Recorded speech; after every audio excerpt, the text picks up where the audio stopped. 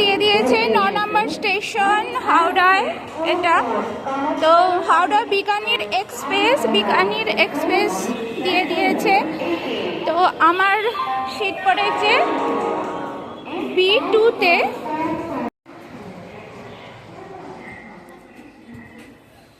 এই যে আমার কম্পার্টমেন্ট পেয়ে গেছি।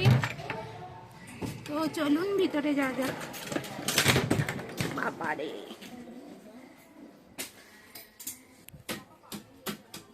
Good morning everyone. আমরা এখন পৌঁছেছি সাসারাম।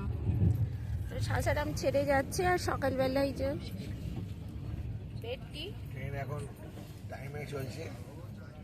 ট্রেন টাইমে চলছে আর ছেড়েছে টাইমে না। আমার রাজস্থানের যে যাত্রা সঙ্গী ছিল পেয়ে গেছি এনাদের সকলকে। এই যাত্রাতেও বলুন, উৎপল চ্যাটার্জি। হ্যাঁ বলুন, কিছু কথা বলুন। কি বলবো, এখন ট্রেনটা টাইমে চলছে। ভীষণ কুয়াশা বাইরে ভীষণ কুয়াশা। আমি ভেবেছিলাম ওদের ট্রেনটা লেট হবে, এখন তো ঠিক টাইমে চলছে। যদি ঠিক টাইমে আমরা পৌঁছতে পারি ঈদগাহ আগ্রা, তাহলে হোটেলেও ঠিক টাইমে ঢুকতে পারবো। গতকাল ট্রেনটা 2 ঘন্টা লেট করেছিল, তাহলে হোটেলে ঢুকতে আমাদের প্রায় 12টা বেজে যাবে, 2 ঘন্টা লেট করলে। ঠিক আছে, তাহলে এখনকার মতো টাটা, আমরা চাটা খেয়ে নিই। তো চা খাওয়ার পর এখানটা বাইরেটা দেখতে দেখতে যাচ্ছিলাম।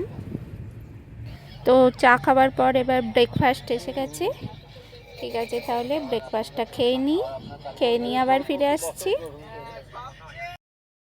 এটা মোগলসরাই স্টেশনে এসে ট্রেনটা দাঁড়ালো। এখন আমরা আপাতত পৌঁছলাম মোগলসরাই পর্যন্ত। এবার ট্রেন আবার ছেড়ে দিয়েছে। ঠিক আছে, তাহলে এখন এই পর্যন্তই থাক, আবার পরে ফিরে আসছি। এখনকার মতো টাটা।